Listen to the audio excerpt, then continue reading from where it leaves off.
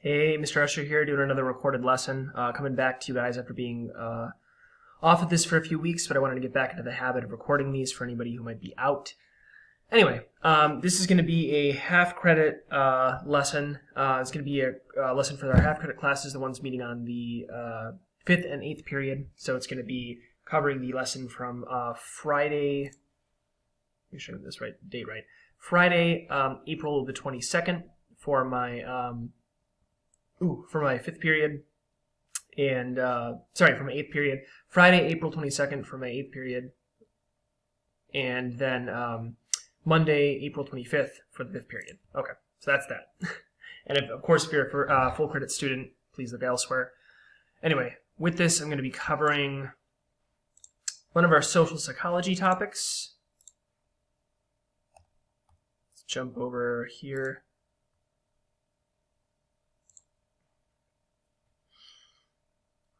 So what we covered on these days, basically, is group formation, right? So there are a few things that we got here. It'll pop up for me properly.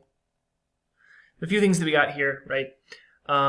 Basically, what I wanted to do is try to get you guys to think about different groups and how they're arranged, right?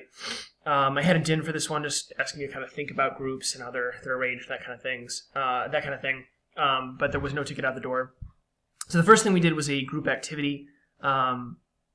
This was basically an activity where I put people into groups, usually 2 different groups, but I had 3 different groups for our 5th period because it's so large. And I basically asked you to try to come up with, as an individual group, as many solutions as possible for a real-world problem. In this case, I chose homelessness, how to prevent and fix homelessness, so preventing people who are at risk of homelessness from becoming homeless, and trying to make people who are currently homeless no longer homeless, basically that kind of thing.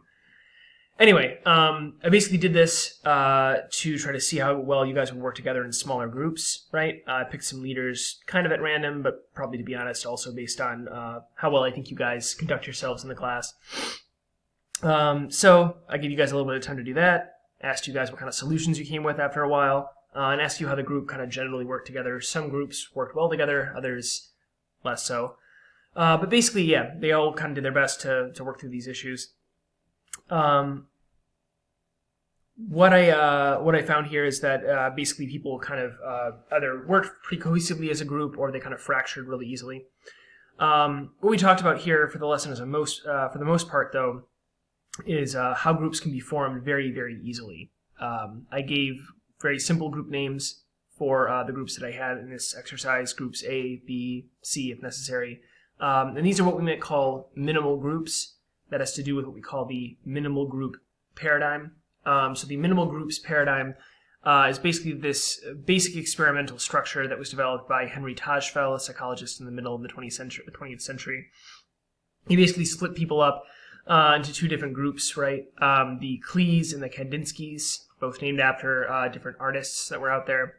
And what he essentially did was he had them engaged in a series of monetary tasks where they had to exchange resources, in some cases actual money.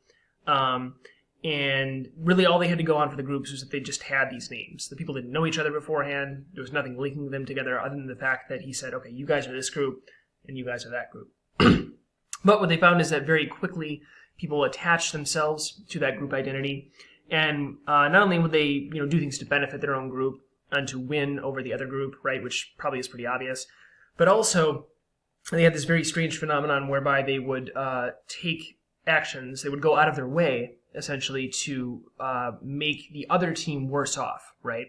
So they would sometimes choose monetary decisions where, like, okay, in this round of the exercise, everybody's going to lose some of the money they have, right? And maybe one of the groups will be given different options where, you can say, like, lose $2, or, your group can lose $5 and the other group can lose $3, or, your group can lose $3 and they can lose $5, right? And oftentimes that last one where your group uses 3 and the other group loses 5, that one was the most popular. which seems counterintuitive, right? Because you'd think you would pick the one where you lose least, the 2 and 2 option. But in fact, people would often choose the 3 and 5 option because from their perspective, the other group lost more relative to them, right? Kind of a strange thing here. People are generally loss averse, and when they think about groups, they like to think of themselves as having lost less than the other guy. So that was an interesting thing there, kind of shocked a lot of people in psychology. Also played this video here on social identity theory, right? Now, if you were my 8th period on the Friday, you likely recognize this as the video from the Ed puzzle, and that was really the only thing that I focused on for that. So you didn't get this other stuff, unfortunately. I'm probably not going to quiz you or do anything too rigorous or hard for you on that because, I recognize that I don't want to quiz you or assess you on something that I haven't been there to directly teach you.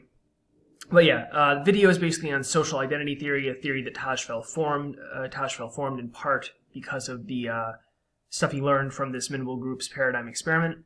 And yeah, what it basically suggests is that there are 3 levels or 3 stages of group formation, right? So first, you essentially have people categorizing people, kind of saying, you're in this group, you're not in that group, kind of bunching them out. Kind of like if you dumped out a bunch of M&Ms and you sorted them all into different colors, they're categorized, right?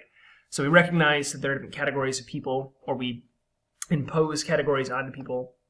Second step is identification. So we pick out individual people, including ourselves in many cases, and we identify them with a group, right? So not only does this group exist, but this person is a part of that group, and therefore they reflect the values, the beliefs, the norms, the standards of that particular group.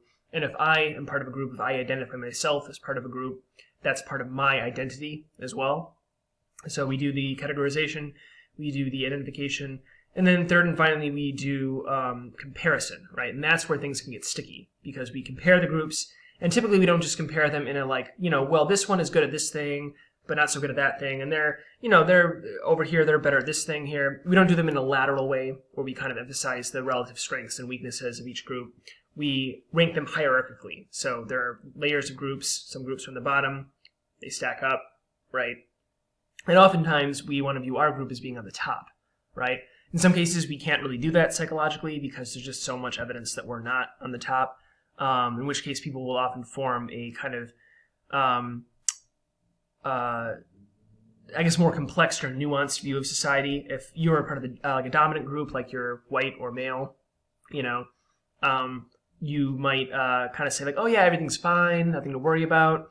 I try to avoid that line of thinking because it's kind of regressive and not helpful. But yeah, oftentimes people will do this hierarchic ranking and they'll try to justify things based on where they are in the hierarchy.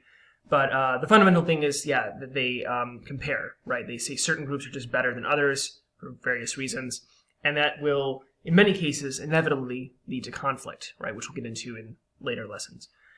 Anyway, that is basically the lesson. I know it was a little haphazard with me being away and whatnot. So, of course, as always, if you have questions, please ask. Once again, to reiterate, there was a din, but no ticket out the door, so keep that in mind. And yeah, that's basically it. Have a good one, guys.